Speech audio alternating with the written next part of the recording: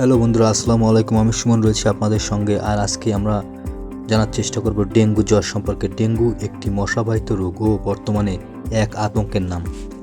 স্ত্রী এডিস মশার কারণে এ রোগ হয়। এবছর বর্ষা পেরিয়ে যাওয়ার পরও ডেঙ্গু হচ্ছে। তো চলুন বন্ধুরা, দেরি না করে শুরু করি আমাদের আজকের ভিডিওটি। ডেঙ্গু হলে যে লক্ষণগুলো দেখা দিতে পারে সেগুলো সম্পর্কে আমরা প্রথমেই জেনে নেব।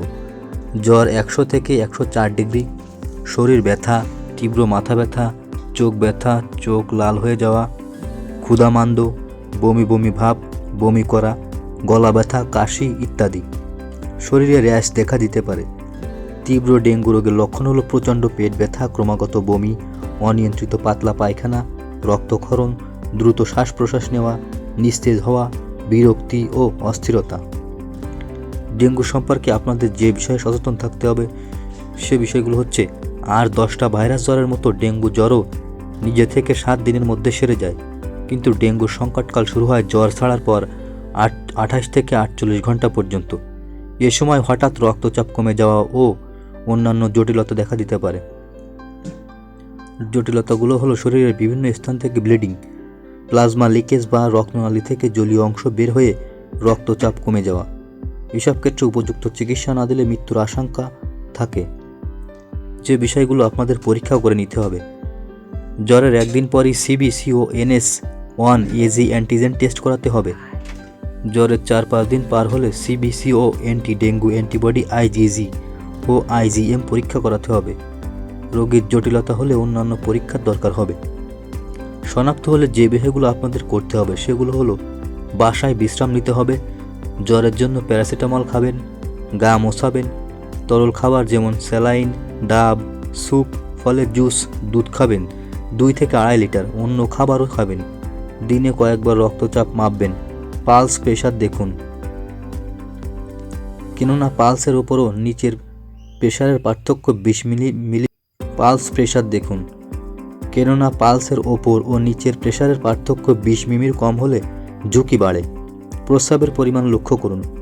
সম্ভব হলে প্রতিদিন সিবিসি টেস্ট করুন। কখন হাসপাতালে ভর্তি হবেন: প্রচণ্ড পেট ব্যথা, ঘন ঘন বমি হলে, পেটে বা বুকে পানি জমলে, ব্লিডিং হলে, সিবিসিতে হেমাটোক্রিট বেড়ে গেলে, প্লাটিলেটের পরিমাণ 50,000-এর নিচে নামলে ও প্রস্রাব কমে গেলে।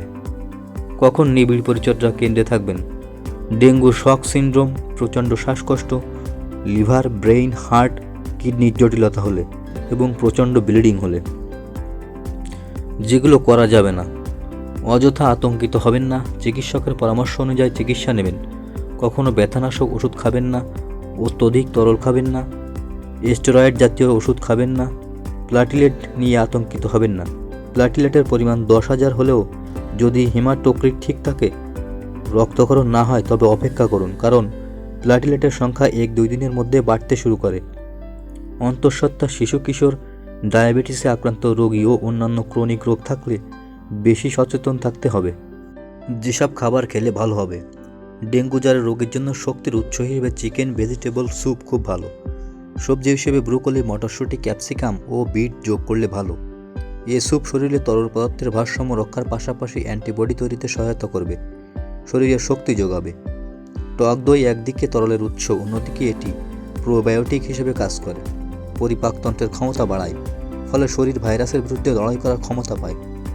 অনেকের ধারণা পেঁপে জুস অনুচক্রিকার সংখ্যা বাড়ায়। এ নিয়ে বিতর্ক আছে, বড় গবেষণা এখনও নেই, তবে এটি ভিটামিন B12 ও ফলিক অ্যাসিডের খুব ভালো উৎস। ভিটামিন বির উৎস হিসেবে ভাতের মাড় খুবই উপযোগী খাবার। এর সঙ্গে কিছু সেদ্ধ সবজি ও একটু লেবুর রস যোগ করলে গুণাগুণ আরও বেড়ে যায়। জাম্বুরা ভিটামিন সি এবং পটাশিয়ামের ভালো উৎস। শরীরে প্লাজমার সঙ্গে পটাশিয়াম বেরিয়ে যায়। পটাশিয়ামের ঘাটতি পূরণে জাম্বুরার জুস অত্যন্ত কার্যকর। সঙ্গে ভিটামিন A, B এবং C পাওয়া যায়। অস্থিমজ্জার কর্মক্ষমতা বৃদ্ধিতে আয়রন, ভিটামিন B এবং ফসফরাসের প্রয়োজন। সবকটি উপাদান আনারের জুসে আছে। আনারের জুস অ্যান্টিঅক্সিডেন্ট ও অ্যান্টি ইনফ্ল্যামেটরি হিসেবে কাজ করে। কচি ডাবের পানি সোডিয়াম, পটাশিয়াম ও অন্যান্য ইলেকট্রোসাইটেস ভালো উৎস। এটি ইলেকট্রোলাইটসের ঘাটতি পূরণের পাশাপাশি তরলের ভারসাম্য রক্ষা করে, তবে অতিরিক্ত পান করা যাবে না। যেগুলো খাওয়া থেকে বিরত থাকতে হবে। অতিরিক্ত মশলাদার খাবার, ভাজা পোড়া খাবার খাবেন না, কারণ এসব খাবার হজমে অনেক পানির প্রয়োজন। এ সময় শরীরে এমনিতেই পানির ঘাটতি থাকে। আশা করি ভিডিওটা আপনাদের ভালো লেগেছে। যদিও ভিডিওটা আপনাদের ভালো লেগে থাকে তাহলে একটি লাইক, কমেন্ট এবং শেয়ার করবেন। আর আপনি যদি এই চ্যানেলে নতুন হয়ে থাকেন তাহলে সাবস্ক্রাইব করে আমাদের পাশেই থাকবেন। ধন্যবাদ সবাইকে। ভালো থাকবেন, সুস্থ থাকবেন।